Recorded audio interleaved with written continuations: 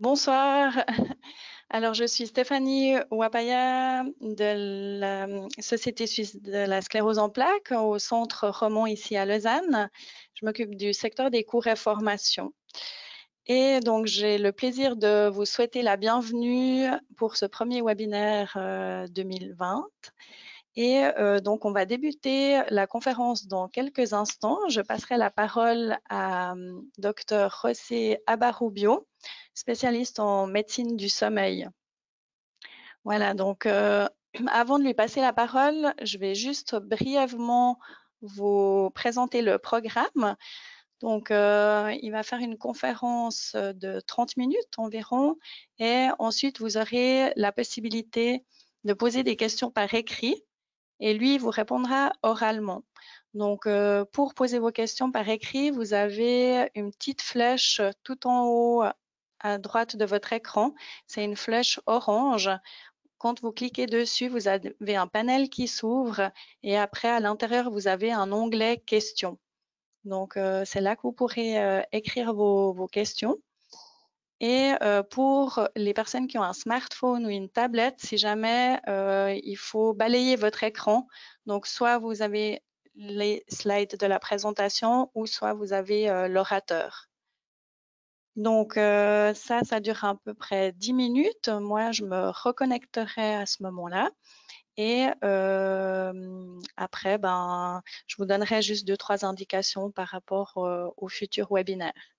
Donc là, je vais me connecter avec Dr José Abarrubio. Donc, ça risque de durer 2-3 minutes. Je vous remercie pour votre patience.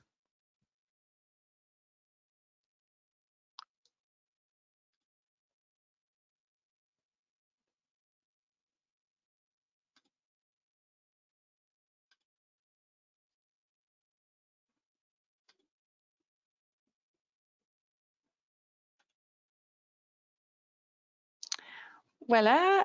Alors, est-ce que vous pouvez m'entendre et me voir? Ah oui, alors attendez, on vous entend pas. Juste un petit instant. Voilà. Et Vous m'entendez? Voilà, on là, vous je vous entend. entends très bien, je vous envoie parfaitement. Bon, ben parfait. Alors, écoutez, je vous souhaite la bienvenue pour votre conférence. Et puis, je vous dis à tout à l'heure pour la suite. Merci beaucoup. Merci à vous, merci à la Société suisse de la sclérose en plaques pour m'avoir invité pour faire cette conférence. Donc, c'est un plaisir pour moi. Donc, comme on vous disait, effectivement, je suis le docteur José Abarrubia, je suis neurologue, je suis spécialiste du sommeil. Donc, je travaille au Centre du sommeil des Florimont et aussi au Centre d'investigation et de recherche sur le sommeil du CHUV. Donc, on va parler des troubles du sommeil et pour commencer, j'aimerais déjà vous parler un petit peu du sommeil parce que je pense que c'est important de connaître un petit peu le sommeil normal, le sommeil physiologique, les mécanismes qui régulent notre sommeil pour mieux comprendre après les pathologies du sommeil et les traitements qu'on peut proposer. Donc, pour commencer, j'aime beaucoup toujours montrer cette petite vidéo où vous voyez qu'il y a des petits points qui s'allument et qui s'éteignent. Donc, c'est passé en accéléré. Et en fait, ces petits points, c'est tout simplement des algues bleues, en fait, des organismes unicellulaires, parce qu'il faut imaginer que les premiers micro-organismes qui sont apparus sur Terre, il y a plus de 3 milliards d'années, avaient déjà un système qui permettait l'alternance de périodes de repos-activité, ce qui va devenir par la suite l'éveil et le sommeil. Donc, ça veut dire que le sommeil nous accompagne depuis les débuts de la vie sur Terre et ça donne une idée de l'importance biologique du sommeil. En plus, le sommeil est une fonction biologique essentielle. Tous les animaux, tous les êtres vivants dorment et on sait que nous ne pouvons pas vivre sans dormir. Et en plus, on passe un tiers de notre vie à dormir. Donc, une personne de 80 ans aura passé plus de 25 ans à dormir. Et pourtant, le sommeil va changer aussi tout au long de notre vie. On ne va pas avoir le même sommeil à la naissance, à l'âge adulte, quand on est plus âgé. Donc, c'est aussi quelque chose qui évolue. Et finalement, le sommeil reste un mystère. C'est vraiment une des dernières frontières de la connaissance du cerveau. Parce que même actuellement, on ne connaît pas très bien quelles sont les fonctions du sommeil. On va parler un petit peu plus de ces fonctions du sommeil, mais ce qui est sûr, c'est qu'un bon sommeil est nécessaire pour le bon fonctionnement de notre organisme. Donc, vous voyez, le sommeil, c'est vraiment une fonction essentielle, une fonction très importante qui nous accompagne depuis le début de la vie sur Terre. Et pourtant, la médecine s'est très peu intéressée au sommeil jusqu'à très récemment. En fait, on a souvent considéré le sommeil comme un phénomène passif. Le sommeil était tout simplement l'absence d'éveil. Le sommeil était comme une petite mort. Et d'ailleurs, les Grecs représentaient Hypnos, donc les dieux du sommeil, comme les demi-frères des Thanatos, les dieux de la mort. Et voilà, on pensait que le sommeil ne servait pas à grand-chose, que le sommeil n'était pas intéressant pour l'étudier, et pourtant, le sommeil est essentiel. Mais comme je vous disais, à quoi ça sert? Pourquoi on doit passer un tiers de notre vie à dormir? Quelles sont les fonctions du sommeil? Alors, on a beaucoup appris ces dernières années concernant les fonctions du sommeil et on sait actuellement que le sommeil permet de réguler le système immunitaire. On sait que si on dort peu ou si on dort mal, notre système immunitaire va fonctionner moins bien. Et là, vous voyez un tout petit ici, c'est une expérience, c'est des collègues allemands qui ont fait cette expérience. Vous voyez qu'il y a des points noirs et des points blancs. En fait, ils ont fait une injection du vaccin de l'hépatite A et après, ils ont fait qu'un groupe de personnes qui ont reçu cette vaccin n'ont pas dormi pendant une nuit. C'est les points blancs. Et les autres, ils sont allés à la maison, ils ont dormi normal. Et en fait, ce que vous voyez ici, c'est les taux d'anticorps. Et en fait, on a vu que les personnes qui n'avaient pas dormi pendant une seule nuit avaient développé moins d'anticorps, comme si leur système immunitaire n'avait pas bien réagi au vaccin. Donc voilà, on sait qu'en tout cas, les sommeils servent à réguler, à faire que notre système immunitaire soit plus fort, plus puissant. On sait aussi que pendant le sommeil, on va sécréter certaines hormones. Il y a beaucoup d'hormones qui ont un rythme de sécrétion pendant la journée. Il y a des hormones comme par exemple l'hormone de croissance, qui est très importante tout au long de notre vie, mais en particulier lors de l'enfance, pendant l'enfance, où on va sécréter l'hormone de croissance. On va avoir un pic d'hormone de croissance au début de la nuit, pendant le sommeil profond. Effectivement, l'hormone de croissance est sécrétée pratiquement exclusivement pendant le sommeil profond.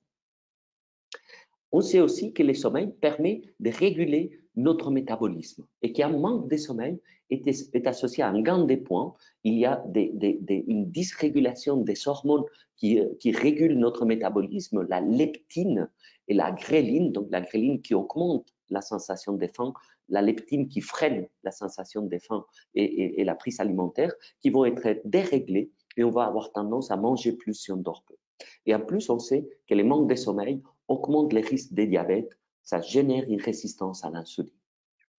Alors, tout ça, c'est des fonctions très importantes. Ce sont des fonctions vraiment qui permettent vraiment de l'organisme de fonctionner correctement. Et on sait d'ailleurs que si on manque de sommeil, il y a beaucoup de choses qui ne vont pas. On est fatigué, on est somnolent, on a des problèmes de mémoire, de concentration. Donc, on a tous fait cette expérience.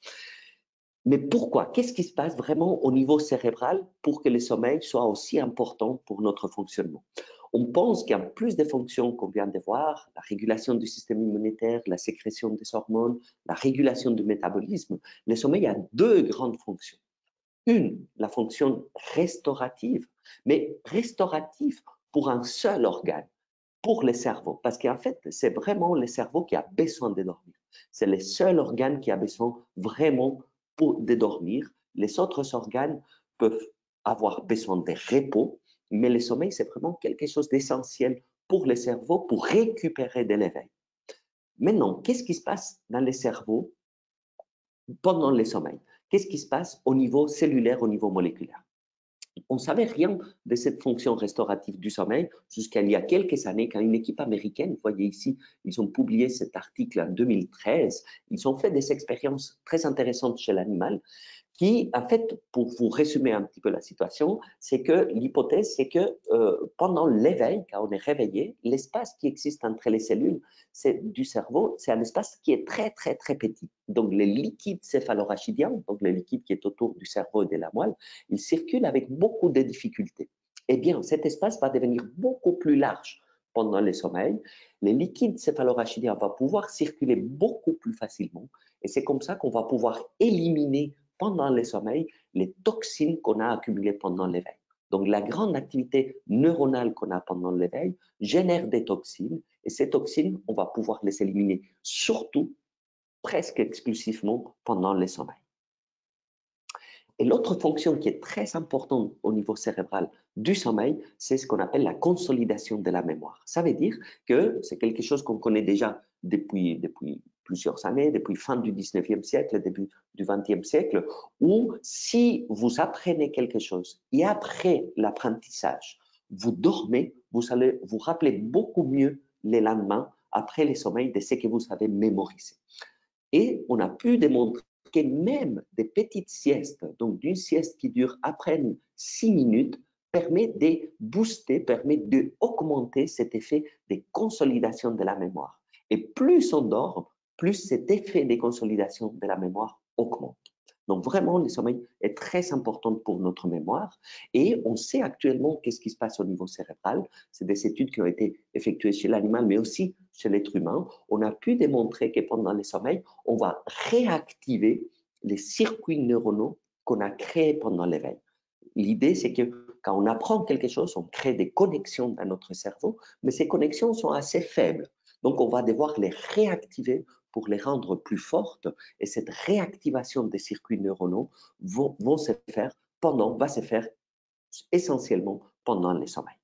Donc voilà, donc c'est juste quelques mots pour vous dire un petit peu qu'est-ce qu'on connaît actuellement sur les fonctions du sommeil. Donc le sommeil qui est très important pour le métabolisme, pour le système immunitaire, mais surtout pour le bon fonctionnement cérébral. Mais maintenant, qu'est-ce qui se passe? Pourquoi on dort? Quels sont les mécanismes qui régulent notre sommeil? Qu'est-ce qui fait qu'à un certain moment de la journée, nous sommes réveillés et à d'autres moments de la journée, on peut s'endormir plus facilement? Alors, il y a deux mécanismes qui règlent notre sommeil. Et c'est très important de comprendre ces deux mécanismes parce que ça va nous expliquer pourquoi certaines maladies du sommeil s'installent et comment est-ce qu'on peut les traiter. Alors, on dort résultat de l'interaction des deux processus. Il y a ce qu'on appelle les processus S pour sleep, pour sommeil, c'est le processus homéostatique, et le processus C, qui est le processus circadien du sommeil. Alors, qu'est-ce que ça veut dire, les processus homéostatiques du sommeil, les processus S? L'idée, c'est que quand on est réveillé, on va créer des substances hypnogènes qui vont s'accumuler dans notre cerveau.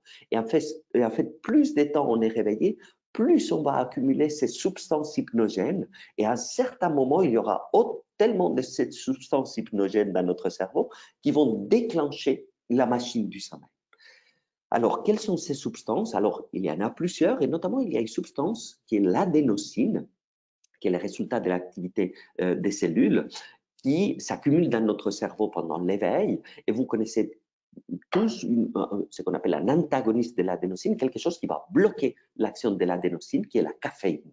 En fait, quand on boit de la caféine va bloquer les récepteurs à l'adénosine. L'adénosine ne va pas pouvoir déclencher la machine du sommeil. C'est pour ça qu'on ne peut pas dormir si on boit du café. Et l'autre mécanisme qui est très important pour le sommeil, c'est ce qu'on appelle le processus C pour circadien. Ça veut dire que nous avons tous dans notre cerveau une horloge biologique. On a un petit noyau, c'est le noyau suprachiasmatique, il est tout petit, il est tout derrière les yeux, mais c'est un noyau très important parce que c'est celui qui marque les rythmes, qui dit à quel moment c'est un moment favorable à l'endormissement et à quel moment, même si on est très fatigué, on n'arrive pas à dormir. Alors, ce qui est très curieux de cette horloge, c'est que chez l'être humain, il ne fonctionne pas sur des rythmes de 24 heures, comme on pourrait imaginer. En réalité, il fonctionne sur des rythmes de 25 heures.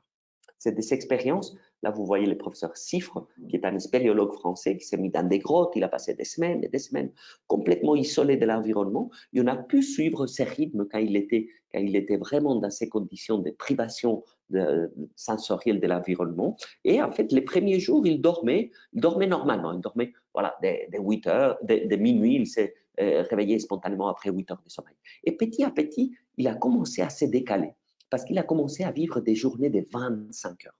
En fait, notre horloge biologique, pour la plupart d'entre nous, fonctionne sur des rythmes supérieurs à 24 heures, donc proches de 25 heures. Et qu'est-ce qui fait justement que si notre horloge biologique fonctionne sur des rythmes de 25 heures, nous vivons des journées de 24 heures? Alors ça, c'est grâce au fait que nous sommes synchronisés avec l'environnement, grâce à ce qu'on appelle les Zeitgebers, donc les donneurs des temps. Et les principales Zeitgebers pour l'être humain, c'est la lumière. En fait, quand nous sommes exposés à la lumière les matins, notre horloge biologique va s'émettre à l'heure et va permettre qu'on se réveille, qu'on soit plus éveillé pendant la journée et que les soirs, quand il n'y a pas de lumière, cette horloge biologique va se mettre en mode sommeil. Notre cerveau va sécréter une substance qui s'appelle mélatonine. Donc, on a un pic de mélatonine le soir. Et c'est quand on a cette pic de mélatonine le soir qu'on va s'endormir. Malheureusement, actuellement, on est très peu exposé à la lumière, notamment en hiver dans certains pays du Nord. Et parfois, on reçoit trop de lumière les soirs et très peu de lumière le matin. Donc, il faut faire très attention à cela. Et heureusement, on a aussi d'autres Zeitgebers, on a aussi d'autres synchroniseurs. C'est ce qu'on appelle les synchroniseurs sociaux. C'est le fait que tous les jours, on va se réveiller à la même heure, que tous les jours, on va manger à la même heure, qu'on va avoir des rythmes sociaux, qu'on va aller travailler, qu'on va avoir certaines activités qui permettent vraiment de renseigner à notre cerveau qu'est-ce qui est important, rester réveillé ou s'endormir, et qui vont nous permettre de synchroniser notre horloge biologique. Et c'est un petit peu comme ça que ça se passe tous les jours pour toute l'humanité. Pendant la journée, on va accumuler dans notre cerveau des substances hypnogènes et notre horloge biologique, à un certain moment de la journée, va se mettre en mode sommeil. Et quand on a cette intersection, on va s'endormir. Pendant le sommeil, on va éliminer les substances hypnogènes et à un certain moment, notre horloge biologique va s'activer, va se mettre en mode éveil et c'est là où on va se réveiller. Et c'est comme ça, et voilà, jour après jour, pour toute l'humanité. Ça, c'est les deux mécanismes principaux qui régulent notre sommeil. Donc là, on a vu un petit peu la physiologie du sommeil. Donc, qu'est-ce qui se passe si tout va bien, si on n'a pas de problème de sommeil? Maintenant, qu'est-ce qui se passe quand le sommeil ne va pas? Quelles sont les pathologies du sommeil? En tout cas, quelles sont les pathologies les plus fréquentes? Je vais essayer de vous résumer certaines de ces pathologies. Et on va commencer par l'insomnie. Alors, vous savez que l'insomnie, c'est une maladie très, très fréquente. Il y a beaucoup de types d'insomnie. Ça peut être une insomnie secondaire à quelque chose, secondaire par exemple à des douleurs la nuit, à des maladies neurologiques ou des maladies psychiatriques, la dépression, l'anxiété. Et dans ces cas, il faut vraiment traiter la maladie de base pour que le sommeil aille mieux. Mais avec l'insomnie, on a quelque chose de très particulier, c'est qu'une fois qu'on dort mal, l'insomnie, c'est une maladie qui s'auto-entretient. Même si la cause qui a provoqué l'insomnie disparaît, on peut continuer à mal dormir. Pourquoi c'est là? En fait, on a un modèle qui permet d'expliquer l'insomnie. C'est un collègue américain qui s'appelle Spielman qui l'a développé, qui dit qu'on a tous un seuil d'insomnie. Évidemment, c'est un seuil théorique. Donc, mais l'idée, c'est qu'une fois qu'on dépasse cette seuil, on va mal dormir. Premier point, on est tous différents par rapport au sommeil. Il y a des personnes qui sont déjà génétiquement plus proches du seuil d'insomnie, qui vont se réveiller au moindre bruit, s'ils ont un petit souci. Et ça, c'est vraiment très génétique, des personnes qui ont, voilà, à la base déjà un sommeil fragile. Mais même si on a un sommeil fragile, on peut dormir toute sa vie sans problème parce qu'on est toujours en dessous du seuil d'insomnie. Maintenant, il y a toujours quelque chose qui déclenche l'insomnie, qui va faire qu'on dépasse cette seuil d'insomnie. C'est ce qu'on appelle les facteurs précipitants. Et ça, c'est essentiellement le stress. Alors, le stress dans un sens très large. Ça peut être un changement de rythme, ça peut être une maladie, ça peut être des soucis. Au bout d'un certain temps, cet stress va avoir tendance à diminuer, voire à disparaître. Et normalement, on devrait revenir à un état où on est en dessous du seuil d'insomnie et récupérer un bon sommeil. C'est ce qui arrive, par exemple, si on doit passer un examen, on est très stressé, après on passe l'examen, les facteurs qui ont déclenché l'insomnie diminuent, disparaissent et on récupère un bon sommeil. Mais vous voyez ici apparaître cette partie jaune, c'est ce qu'on appelle les mécanismes d'auto-entretien de l'insomnie. Qu'est-ce que ça veut dire? Ça veut dire qu'une fois qu'on dort mal, le cerveau enregistre cette information et on garde la mémoire des mauvaises nuits. Donc, après quelques mauvaises nuits, le cerveau il a une certaine appréhension d'aller au lit. C'est comme si le cerveau ne reconnaissait plus le lit comme l'endroit où on dort. On a une certaine angoisse qui peut être tout à fait inconsciente. On est très content d'aller au lit pour dormir, mais quand on va au lit, notre cerveau a peur de ne pas pouvoir dormir. Et finalement, c'est cette peur de ne pas pouvoir dormir qui fait qu'on ne dort pas. Et on rentre dans un véritable cercle vicieux. Plus on dort mal, plus on a peur de mal dormir. On va modifier certains comportements Typiquement, quelqu'un, c'est logique, quelqu'un qui dort mal, qui est insomniaque, la personne est très fatiguée, donc elle va essayer d'aller très tôt au lit pour essayer de récupérer. Mais par contre, si on va très tôt au lit, on ne s'endort pas tout de suite, on va s'énerver, on va s'angoisser, on va dire, tiens, demain, je dois travailler, ça ne va pas aller, je vais être très fatigué. Et ce cercle vicieux ne fait qu'augmenter, l'angoisse ne fait qu'augmenter. La même chose, si par exemple pendant la journée, comme on a mal dormi, on va faire une sieste, mais évidemment, si on fait une sieste pendant la journée, c'est qu'on appelle la pression du sommeil la nuit va diminuer. Et comme je vous disais, plus on dort mal, plus on va avoir tendance à mal dormir. Maintenant, ce qu'on a vu, c'est qu'au niveau cérébral, il s'est créé un véritable état d'hyper-éveil.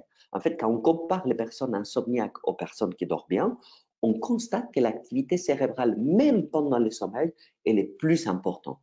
En fait, il y a un déséquilibre entre le système de l'éveil qui est très fort et le système du sommeil, le pauvre, qui fait un petit peu ce qu'il peut. Et finalement, on pourrait dire que l'insomnie, ce n'est pas une maladie du sommeil, c'est une maladie de l'éveil. C'est un véritable état d'hyper-éveil qui s'est créé dans notre cerveau et on n'arrive pas à déconnecter de notre éveil. Maintenant, l'insomnie est très fréquente. Et comment est-ce qu'on traite l'insomnie? Alors, bon, on a des traitements pharmacologiques. Donc, vous connaissez, voilà, il y a des médicaments qui font dormir, c'est les somnifères. Maintenant, le problème avec les somnifères, c'est que déjà, ils ont un certain nombre d'effets secondaires. D'autre part, finalement, on traite un symptôme. Hein, c'est comme si vous avez une infection, on traite la fièvre, voilà, vous allez vous sentir mieux, mais l'infection est toujours là. Et surtout, il y a un gros problème avec ce type de médicaments, c'est qu'il y a un risque d'habituation. Au début, il marche très bien, mais petit à petit, il marche de moins en moins bien, de moins en moins bien. Il faut augmenter la dose pour avoir le même effet. Et là, à nouveau, ça devient dangereux parce qu'on augmente aussi les risques d'effets secondaires. Donc, on essaye d'éviter les médicaments pour dormir et on utilise d'autres types de techniques. C'est ce qu'on appelle la thérapie cognitivo-comportementale centrée sur le sommeil. L'idée, c'est essayer de faire un resetting du cerveau, essayer de réapprendre à dormir, que le cerveau réapprenne que le lit, ce n'est pas l'endroit où on s'énerve, ce n'est pas l'endroit où on cogite, c'est vraiment l'endroit où on dort. Le lit, ce n'est même pas l'endroit où on se repose, parce qu'il y a beaucoup de personnes qui nous disent, voilà, docteur, je ne dors pas, mais au moins je me repose. Mais là, vous envoyez au cerveau un message, je vais au lit pour me reposer, je ne vais pas au lit pour dormir. Donc nous, ce qu'on veut, c'est vraiment que le cerveau réapprenne que le lit, c'est l'endroit où on dort. Alors, c'est des thérapies brèves, hein, c'est quelques séances, 3, 4, 5 séances, où on va cibler quels sont les comportements essentiels pour avoir un bon sommeil. Je vais faire avec vous un petit rappel de ces comportements qui sont importants pour avoir un bon sommeil, pour avoir une bonne hygiène du sommeil. Et alors, on commence par dire que voilà, le sommeil est un rythme et c'est un rythme qui varie selon les personnes. Mais ce qui est important, c'est de respecter ce rythme, d'avoir des heures de coucher et surtout, des heures de lever constantes. Donc, cet horaire va avoir un effet synchroniseur sur notre horloge biologique. Et par exemple, si vous vous levez très tard le matin, votre horloge va se décaler et la nuit d'après, vous allez avoir beaucoup plus du mal à déclencher la machine du sommeil. Et ce qui est important aussi, c'est que même s'il est important d'avoir une heure de coucher régulière, c'est bon de ressentir une certaine fatigue, d'aller vraiment au lit quand on est fatigué, quand on est somnolent, quand on sent que le train du sommeil va passer. Il faut restreindre les temps passés au lit, au sommeil et aux activités sexuelles. Il faut vraiment que le cerveau réapprenne que le lit, c'est l'endroit où on dort. Ce n'est pas l'endroit où on lit, ce n'est pas l'endroit où on regarde la télévision, ce n'est pas l'endroit où on réfléchit ou on s'énerve, c'est vraiment l'endroit où on dort. La même chose si vous vous réveillez pendant la nuit. Donc, si vous vous réveillez pendant la nuit, toutes les études nous disent que si vous restez au lit, vous aurez beaucoup plus du mal à vous rendormir que si vous quittez le lit et vous faites d'autres activités qui vont vous relaxer, comme la lecture, écouter la musique. Et à ce moment-là, le sommeil va venir plus facilement parce que le sommeil est d'autant plus fouillant que nous nous acharnons à les trouver et que notre tension nerveuse est importante. Si vous restez au lit, vous dites « Ah, il faut que je dorme, il faut que je dorme, il faut que je dorme », probablement le sommeil ne viendra pas. Si vous avez des problèmes de sommeil, il faut éviter les siestes. Parce que, comme on disait tout à l'heure, évidemment, si on dort la sieste, surtout si on fait une très longue sieste pendant la journée, la pression du sommeil la nuit va diminuer. On aura beaucoup plus de difficultés à s'endormir. L'activité physique est très importante. Mais il faut éviter de faire une activité physique intense les soirs. Parce qu'en fait, l'activité physique provoque une excitation et augmente notre température corporelle. Et en fait, on s'endort quand la température corporelle diminue. Donc, si vous faites une activité physique, votre température corporelle va augmenter. Ça va prendre beaucoup plus de temps à diminuer, à déclencher la machine du sommeil. Et c'est pour ça aussi qu'il faut éviter les bains trop chauds, juste avant d'aller se coucher. Il est très important d'avoir des rythmes réguliers, notamment, on parlait un petit peu de ces synchroniseurs, donc avoir la lumière les matins, avoir des repas qui sont aussi réguliers, avec des horaires qui sont adaptés à votre rythme. Il faut éviter notamment les cafés et beaucoup de boissons qui contiennent du cola, des excitants, les cigarettes, parce que la nicotine, c'est plutôt un stimulant, et l'alcool. Pourquoi? Parce que l'alcool, si bien ça peut nous endormir plus rapidement, par la suite, les sommeils, c'est un sommeil qui est très fragmenté, c'est un sommeil de très mauvaise qualité. Donc, ce n'est pas une bonne idée de boire pour dormir.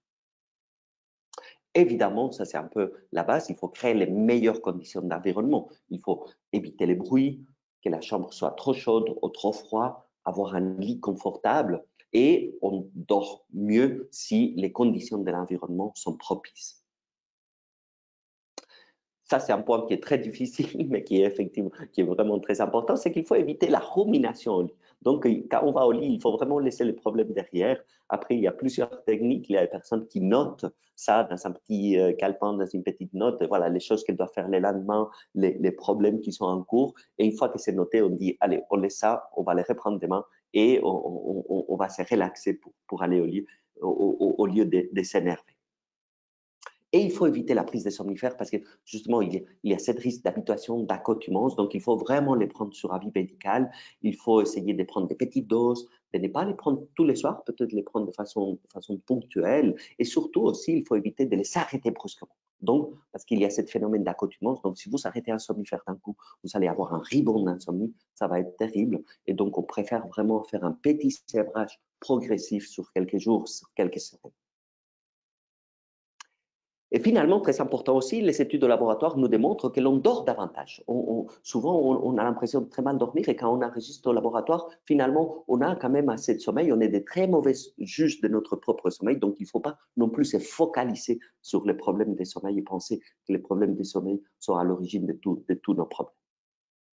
Donc voilà, juste quelques petits mots pour vous parler de l'insomnie et pour vous donner quelques règles d'hygiène du sommeil. Mais je ne voulais pas finir, il nous reste encore 5 minutes. Ça vous parler d'autres maladies du sommeil qui sont très fréquentes.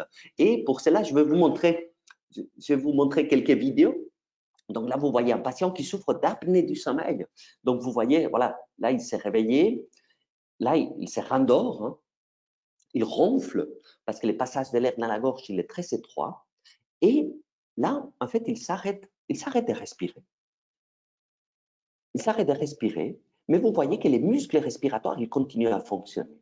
En fait, le passage de l'air dans la gorge chez l'être humain, il est très étroit et c'est des muscles. Donc, quand on va dormir, les muscles se relâchent et ils peuvent se fermer très facilement.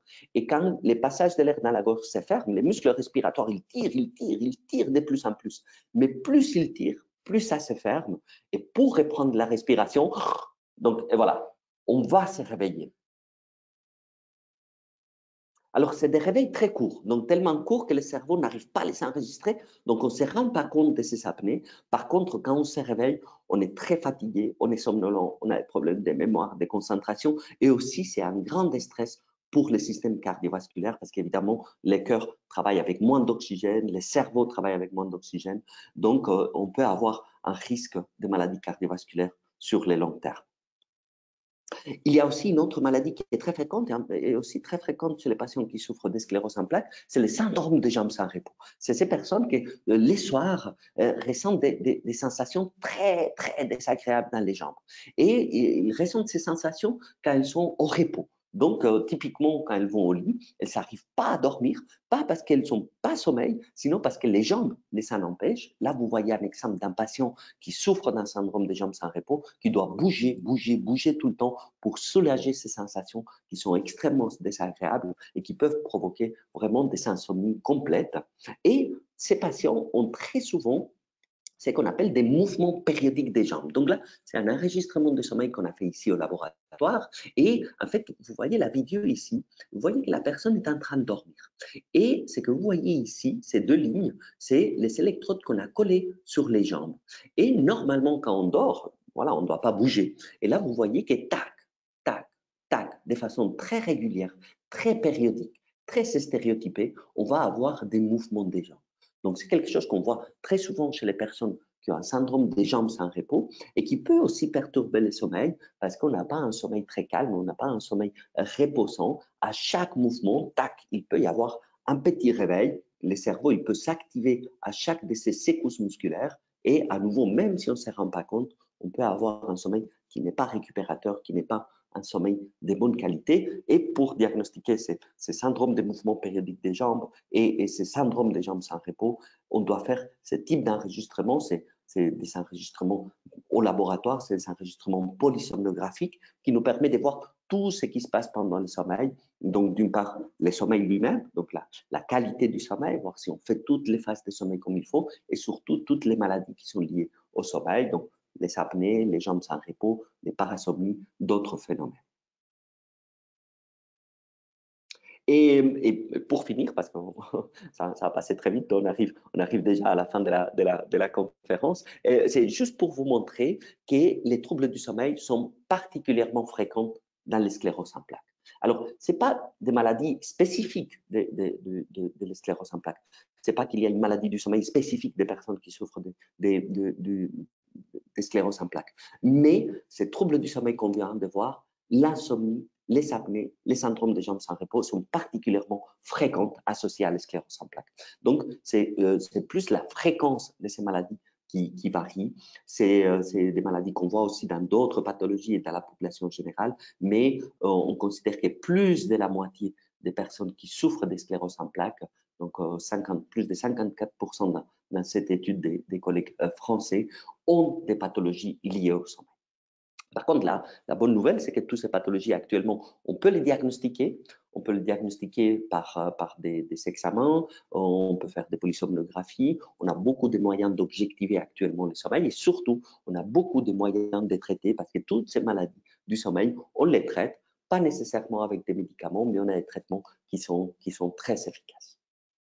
Donc voilà, j'arrive à la fin, je crois qu'on est dans le timing et je voulais à nouveau vous remercier pour votre attention et vous dire que je suis bien sûr à disposition pour toutes les questions. Donc en conclusion, donc les troubles du sommeil sont très fréquents dans la population générale et encore plus chez les patients atteints de sclérose en plaques. Les pathologies du sommeil sont encore sous-diagnostiquées, mais nous avons actuellement des moyens qui nous permettent de les diagnostiquer et surtout des traitements efficaces. Donc, merci beaucoup pour votre attention. Rebonjour, merci beaucoup pour votre présentation.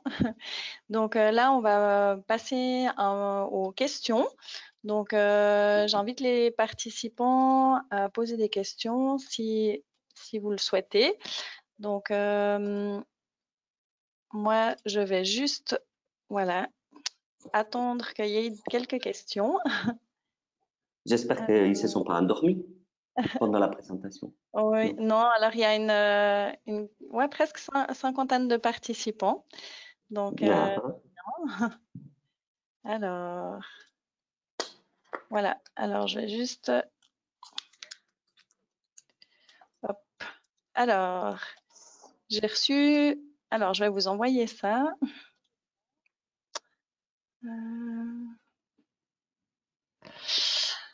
Alors, bah écoutez, je vais juste vous la lire, comme ça sera peut-être plus simple.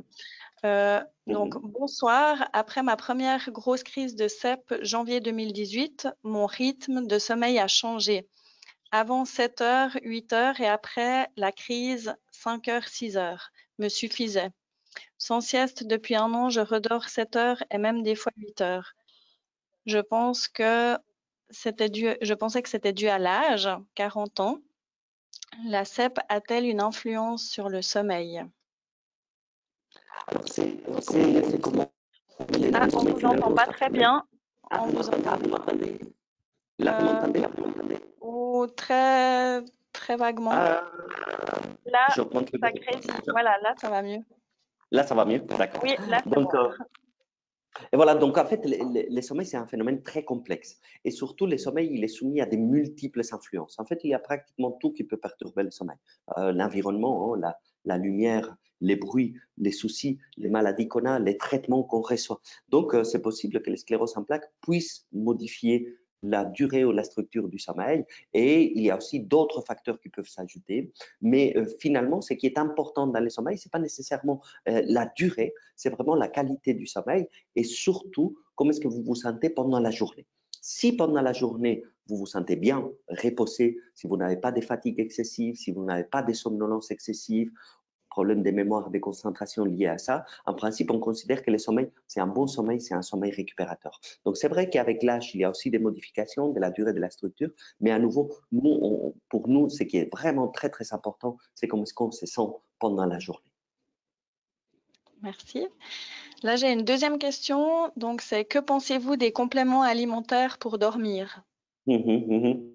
Alors, malheureusement, il n'y a pas beaucoup d'études qui ont été faites pour montrer l'efficacité de ces traitements, mais il y a quand même quelques preuves qui montrent que, par exemple, la phytothérapie, hein, donc, je pense à la valériane ou d'autres plantes, ont un effet favorable sur le sommeil. Donc, c'est quelque chose que nous, on conseille souvent. Et voilà, quand on a des problèmes de sommeil plutôt légers, alors à ce moment-là, des compléments alimentaires ou la phytothérapie, ça peut aider.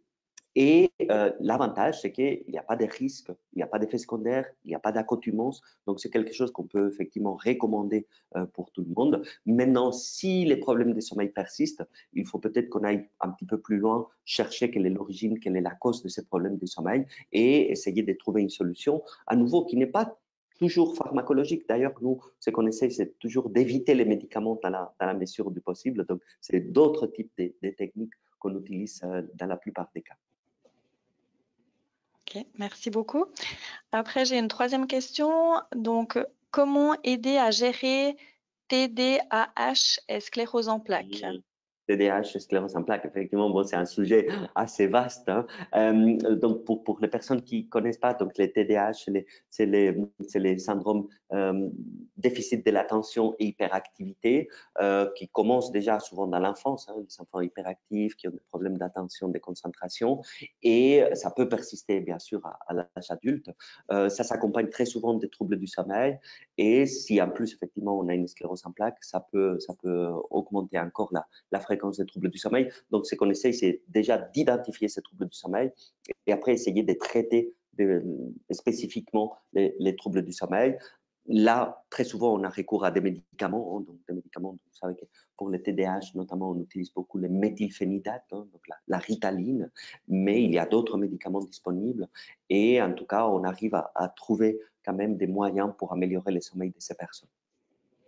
Donc, la première chose, c'est effectivement consulter s'il y a des problèmes de sommeil et après, savoir qu'il y a des spécificités liées et au TDAH et à la sclérose en plaques et qu'il faut trouver les meilleurs traitements pour ces deux pathologies. D'accord, merci. Une autre question d'un participant qui ressent de la chaleur et du resserrement dans les pieds quand il est au repos. Donc, je prends ces sensations comme un baromètre de mon état général. Si je bois de l'alcool, c'est plus fort que lorsque j'ai fait tout juste. Aurais-je ces sensations toute ma vie? Donc, c'est pas douloureux, juste une sensation. D'accord. Alors, ça peut être, bon, ça peut être lié à la sclérose en plaques. Hein, donc, si effectivement il y a des lésions qui touchent les centres sensitifs, on peut avoir des sensations anormales. Maintenant, on peut aussi se poser la question, est-ce qu'il n'y a pas un syndrome des jambes sans repos ajouté, hein, donc qui est très fréquent dans la sclérose en plaques. Alors, pour les syndromes des jambes sans repos, si vous vous reconnaissez dans ces 4 questions, donc c'est des sensations désagréables dans les jambes qui surviennent au repos, les soirs, il s'améliore avec les mouvements. Si vous savez ces 4 critères, ça peut être un syndrome des jambes sans repos. Et pour ça, on a des traitements qui marchent bien. Alors, c'est des traitements pharmacologiques, mais c'est des traitements qui sont très efficaces et qui permettent en tout cas de calmer et de permettre un bon sommeil. Et on sait que le syndrome des jambes sans repos peut s'aggraver avec la prise d'alcool et que l'alcool aussi lui-même n'est pas très bon pour le sommeil. En tout cas, ça vaut la peine de consulter votre médecin, votre neurologue pour voir si c'est lié à la sclérose en plaques ou si c'est un syndrome des jambes sans repos, parce que là, on a vraiment des traitements très, très spécifiques. D'accord. Et pour rebondir encore sur cette question, est-ce que ça touche les deux jambes? Alors oui, souvent c'est les deux jambes. Alors en général c'est bilatéral, ça peut prédominer dans une plus que dans l'autre. Ça peut commencer par une jambe et passer à l'autre jambe, mais en général c'est plutôt c'est bilatéral. C'est les deux jambes. Et parfois ça peut toucher aussi les bras ou d'autres parties du corps. Il y a des personnes qui ressentent des impatiences dans les bras, parfois dans les ventres, parfois dans les visages, donc des sensations très désagréables qui les obligent à bouger pour les soulager. D'accord, merci. J'ai une personne qui demande comment s'appelle le trouble du sommeil qui consiste à se réveiller 2-3 heures par nuit. Que faire? Alors, bon, finalement, ça rentre dans la catégorie de l'insomnie, hein. Une insomnie, c'est un sommeil qui est difficile à obtenir, qui est entrecoupé d'éveil, des courtes durées, de mauvaise qualité, non récupérateur. Donc, si on se réveille pendant la nuit, donc là, ça rentre dans la catégorie des insomnies. Et là, c'est un petit peu ce qu'on a vu tout à l'heure. Donc, on a bien ou bien l'approche pharmacologique pour essayer de consolider le sommeil, ou bien une approche où on essaye de reprogrammer le cerveau avec des techniques comme les thérapies cognitivo-comportementales qui sont spécifiques pour ça. Donc, on commence par les 10 règles un petit peu qu'on vient de voir. D'une part, essayer d'avoir des rythmes réguliers, de concentrer les sommeils. Et donc, il y a toute une série de techniques pour réapprendre à dormir. Et donc, c'est une technique qui marche très bien. Ok, super. Ensuite, j'ai une autre personne qui demande pourquoi on a tendance à somnoler après le déjeuner et le dîner. Ça, c'est une bonne question. En fait, c'est lié à notre horloge biologique. Alors, on pourrait penser que c'est lié à l'alimentation, mais même si on ne mange pas, on va avoir un petit déclin de la vigilance en début d'après-midi et un plus fort en fin de soirée. C'est là où on a l'épisode de sommeil principal, l'épisode de nuit. Mais notre horloge biologique présente de façon tout à fait autonome et tout à fait indépendante de la prise alimentaire un petit creux en début d'après-midi, d'où la sieste. Donc, c'est un moment favorable à l'endormissement, mais c'est vraiment lié au rythme cérébral, au rythme de notre horloge biologique. D'accord. Et une autre personne demande que pensez-vous de la mélatonine naturelle? Alors, la mélatonine, on l'utilise beaucoup. Donc, comme je l'ai cité brièvement, un petit peu comme cette signal chimique que le cerveau reçoit pour savoir que c'est le soir, pour savoir que c'est la nuit, que c'est un moment favorable à l'endormissement. Donc, les soirs, quand il y a peu de lumière, donc on a un pic de mélatonine. Et c'est quand on a ce pic de mélatonine, en général, qu'on s'endort. Alors, la mélatonine n'a pas un effet direct sur le sommeil. Donc, ce n'est pas un hypnotique, ce n'est pas un somnifère. C'est quelque chose qui règle l'horloge biologique. Alors, on l'utilise beaucoup quand il y a des problèmes de rythme. Alors, par exemple, typiquement, c'est ces adolescents qui ont un décalage de phase, donc qui se couchent très tard, qui se lèvent très tard. Finalement, ils dorment très bien. Ce n'est pas un problème de sommeil, c'est un problème de rythme. Donc là, on va utiliser la mélatonine quand on a un travail posté pour les jet lag, le décalage horaire. Donc, tout ce qui est rythme, on utilise beaucoup la mélatonine. L'avantage de la mélatonine, c'est que c'est la même mélatonine que notre cerveau produit, sauf que maintenant on l'a fait au laboratoire, mais chimiquement c'est exactement la même chose. Donc finalement c'est un produit naturel qui a peu de risques, qui a peu d'effets secondaires, mais par contre il faut savoir la doser et la donner. Donc on ne peut pas la prendre à n'importe quel moment de la journée, il faut vraiment respecter certaines règles, il faut des dosages qui sont très précis. Donc c'est quelque chose qui est très subtil, qu'on utilise beaucoup, mais dans certaines indications et avec une prise qui doit être vraiment contrôlée par un médecin pour qu'il vous donne vraiment les conseils de quand les prendre et à quelle quantité il faut la prendre. D'accord, merci. Après, j'ai pas mal de personnes qui posent des questions sur différentes expériences vécues. Donc, est-ce que notamment un partenaire qui ronfle à côté ou une profession avec des horaires de travail irréguliers, est-ce que ça a une influence sur la qualité du sommeil? Bien sûr, bien sûr. Donc, c'est ce qu'on disait aussi, effectivement, que le sommeil est soumis à des multiples influences. Et s'il y a du bruit, hein, donc la personne à côté qui ronfle, s'il y a des bruits des voisinages, sur les voitures, les trains, là, c'est sûr qu'il peut y avoir une perturbation du sommeil.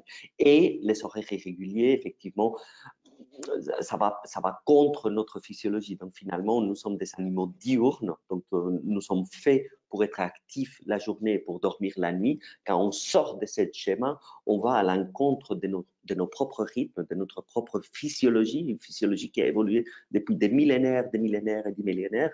Et donc, c'est très, très difficile à s'adapter. Donc, les horaires irréguliers, les horaires de nuit, c'est vraiment un problème très, très particulier et qui est souvent assez difficile à gérer. On peut améliorer, on a des techniques pour améliorer, pour supporter mieux, mais finalement, on n'est pas fait pour travailler la nuit. On n'est pas fait pour dormir la journée. Donc, on est vraiment fait pour être réveillé la journée et dormir la nuit. Et tout ce qui sort de ces schémas, ça perturbe le sommeil, clairement. D'accord. Merci beaucoup pour en tout cas avoir répondu à toutes ces questions. Donc, voilà, moi, ce que je vous propose, de toute façon, je vais vous donner 2-3 indications pour la suite, enfin, s'il y a encore d'autres personnes qui ont des questions. Mais là, on va gentiment arriver à la fin. Donc, en tout cas, je voulais vous remercier pour votre présentation. J'espère que pour les 40-50 participants qui ont participé en live au webinaire, ça vous a plu. Et ben voilà, je vous remercie beaucoup pour toutes ces précieuses informations et pour votre temps. Voilà. Merci beaucoup. Merci pour l'invitation. Au revoir. Au revoir. Au revoir. Au revoir. Alors, et je vais juste encore, justement, s'il y a des personnes qui ont encore des questions, vous pouvez sans autre appeler l'infoline, donc de lundi à vendredi de 9h à 13h. Donc, le numéro de l'infoline est affiché ici, donc c'est le 0844 737 463. Et donc, voilà, si jamais aussi au centre Remont, si vous voulez appeler directement à la centrale, et on ne manquera pas de vous répondre.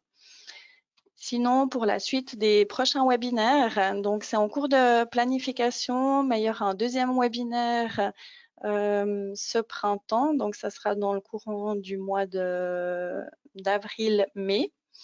Et ensuite, il y aura 2 autres webinaires encore en deuxième partie d'année.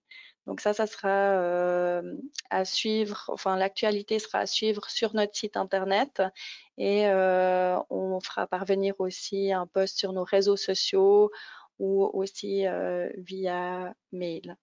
Donc en tout cas, je vous remercie pour votre attention. J'espère que ça a bien été pour vous et je vous souhaite une très belle soirée. Merci, au revoir et à bientôt.